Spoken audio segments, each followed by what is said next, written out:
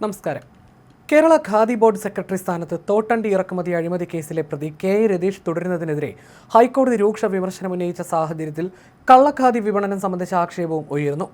കേന്ദ്ര ഖാദി ഗ്രാമ വ്യവസായ കമ്മീഷന്റെ നിർദ്ദേശം മറികടന്ന് ഖാദി ബോർഡ് ഷോറൂമുകളിൽ വഴി കള്ളഖാദി വിറ്റുവെന്ന സംശയമാണ് ഉയർന്നിരിക്കുന്നത്. ഇത്തരം തുണിത്തരങ്ങൾ കണ്ടെത്തുന്നതിനുള്ള പരിശോധന തീർത്തും ലളിതമാണെന്നിരിക്കെ സർക്കാർ ഇതേപ്പറ്റി അന്വേഷണം നടത്തണമെന്നും കള്ളഖാദി ഉണ്ടെന്ന് കണ്ടെത്തിയാൽ അതിന് കാരണക്കാരായവർക്കെതിരെ നടപടി സ്വീകരിക്കണമെന്നും ആണ് ആവശ്യമുയരുന്നത്. യഥാർത്ഥ ഖാദി ചർക്കയിൽ പരുത്തി നൂല് നൂറ്റ് അത് ഉപയോഗിച്ച് കൈകൊണ്ട് തറിയിൽ നെയ്തെടുക്കുന്നതാണ്. ഇതിന് മനുഷ്യ അധ്വാനം മാത്രമേ ഉപയോഗിക്കാൻ പാടുള്ളൂ. കള്ളഖാദി പൂർണ്ണമായും യന്ത്രവൽകൃതമായി നിർമ്മിക്കുന്നതാണ്. യഥാർത്ഥ ഖാദിക്ക് ട്രേഡ് മാർക്കും അത് വിൽക്കുന്ന വിൽപ്പനശാലകൾക്ക് സർട്ടിഫിക്കേഷനും മുംബൈ ആസ്ഥാനമായുള്ള ഖാദി ഗ്രാമ വ്യവസായ കമ്മീഷൻ നൽകുന്നുണ്ട്. ഇത് ലംഘിച്ച് കള്ളഖാദി വിൽക്കുന്നവർക്കെതിരെ ട്രേഡ് മാർക്ക് ലംഘനത്തിന് കേസെടുക്കുന്നതിനും പിഴ ചുമത്തുന്നതിനും സ്ഥാപനത്തിലുള്ള ലൈസൻസ് സർട്ടിഫിക്കേഷനും റദ്ദാക്കുന്നതിനും ഖാദി ഗ്രാമ വ്യവസായ കമ്മീഷൻ അനുമതിയുണ്ട്. ഖാദിയും കള്ളഖാദിയും തിരിച്ചറിയുന്നതിന് മാർഗങ്ങളുണ്ട്. ഒരു തുണിയുടെ ഇടതുവശത്തേക്കാണ് നൂൽ നെയ്തിരിക്കുന്നതെങ്കിൽ ഇത് യഥാർത്ഥ ഖാദിയാണ്. ഇതിന് എസ് ട്വിസ്റ്റ് എന്നാണ് പറയുന്നത്. കള്ളഖാദിയിൽ നൂല് നെയ്ത് പോയിരിക്കുന്നത് വലത്തേക്കാകും. ഇതിനെ ഇസഡ് ട്വിസ്റ്റ് എന്നും പറയും. കേന്ദ്ര ടെക്സ്റ്റൈൽ മന്ത്രാലയത്തിന് കീഴിൽ പ്രവർത്തിക്കുന്ന ടെക്സ്റ്റൈൽ കമ്മിറ്റിയാണ് തുണിയുടെ ആധികാരികത പരിശോധിച്ച് യഥാർത്ഥമാണോ എന്ന് കണ്ടെത്തുന്നത്. ഒരുപാട് പ്രോസസ്സ് കഴിഞ്ഞാണ് ഖാദി തുണി നെയ്തെടുക്കുന്നത്. ചർക്കയിൽ നൂൽക്കുന്ന നൂല് തറയിൽ നെയ്യാൻ പാകത്തിന് പശയൊക്കെ മുക്കി പാവുണ്ട തയ്യാറാക്കും. പരിശോധനയിൽ ഇതെല്ലാം കണ്ടെത്താൻ കഴിയുമെന്നിരിക്കെ കള്ളഖാദി കണ്ടെത്തുക വളരെ എളുപ്പമാണ്. ഖാദി തുണിത്തരങ്ങൾ വിൽക്കുന്ന സ്ഥാപനങ്ങൾക്ക് വലിയ സാമ്പത്തിക ലാഭം നൽകുന്നതാണ് കള്ളഖാദി. അതിനായി നൂൽപ്പുകാരുടെയും നെയ്ത്തുകാരുടെയും പട്ടികയുണ്ടാക്കും. ഇവർക്ക് നൂൽ ഉൽപ്പാദിപ്പിക്കുന്നതിന് പരുത്തിയും തുണി നെയ്യുന്നതിന് തറിയും സംസ്കരിക്കുന്നതിനുള്ള അസംസ്കൃത വസ്തുക്കളും നൽകിയതായി കണക്കിൽ കാണിക്കും. ഇങ്ങനെ വീടുകളിൽ തുണി നെയ്യുന്നത് സ്ട്രീറ്റ് വീവിംഗ് എന്നാണ് അറിയപ്പെടുക.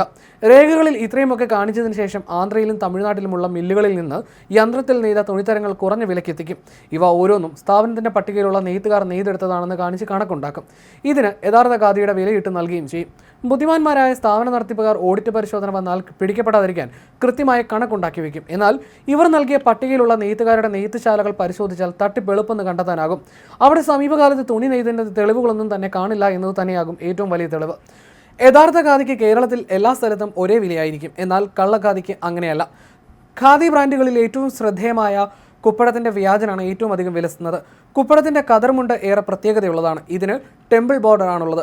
ഒരു കുപ്പടമുണ്ട് നെയ്യാൻ ഒരേ സമയം 2 നെയ്ത്തുകാർ വേണം. ഏറെ സമയവും എടുക്കും. ഇതിന് വില 1000 രൂപയ്ക്ക് മുകളിലാണ്. ഉൽപ്പാദന ചെലവ് തന്നെയാണ് കാരണം. ഇനി ഇതിൻ്റെ വ്യാജനെ നോക്കാം. നിർമ്മാണം മില്ലിലാണ്. വില 200 രൂപ. ഈ വിലയ്ക്ക് വാങ്ങുന്ന വ്യാജൻ കുപ്പടം എന്ന ലേബലിൽ 30% കിഴിവോടെ വിൽക്കും. 1000 രൂപയ്ക്കാകും വിൽപ്പന.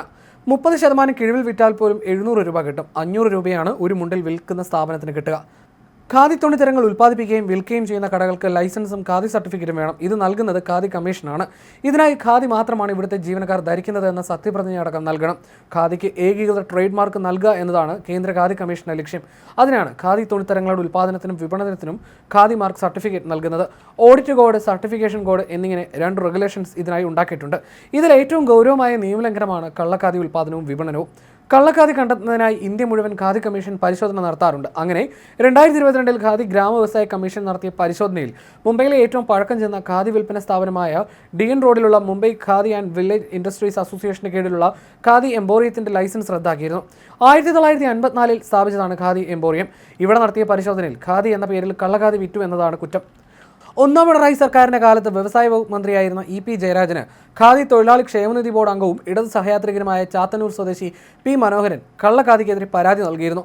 CPM അംഗമായിട്ട് കൂടി അദ്ദേഹത്തിന്റെ പരാതിയിൽ ഒരു നടപടിയും ഉണ്ടായിട്ടില്ല. കള്ളഖാദി ഇടനിലക്കാർ മുഖേന തൊഴിലാളികളുടെ പേരിൽ വ്യാജമായി വിൽക്കുന്നുവെന്നായിരുന്നു അദ്ദേഹത്തിന്റെ പരാതിയിൽ പറഞ്ഞിരുന്നത്. ഖാദി ബോർഡ് മുഖേന നൽകുന്ന റിബേറ്റ്, പൂരകവേതനം, ഉൽപ്പാദന ഇൻസെന്റീവ്, ഖാദി കമ്മീഷനിൽ നിന്ന് ലഭിക്കുന്ന 30% MMDA എന്നിവ വാങ്ങി തട്ടിപ്പ് നടത്തുകയാണ് ഇക്കൂട്ടർ. ഖാദി മേഖലയിൽ ജോലി ചെയ്യുന്ന തൊഴിലാളികൾക്കായി കേന്ദ്ര സർക്കാർ വകയിരുത്തിയ കോടികളാണ് ഇങ്ങനെ ചിലർ തട്ടിയെടുക്കുന്നത്. യഥാർത്ഥ ഖാദിയുടെ 3 വിലയാണ് ഇതിനുള്ളത്. എന്നാൽ വിറ്റഴിക്കുന്നതും ഉൽപ്പാദനം കാണിക്കുന്നതും 3 ഇരട്ടി വിലയ്ക്കാണ് എന്നും പരാതിയിൽ പറയുന്നു.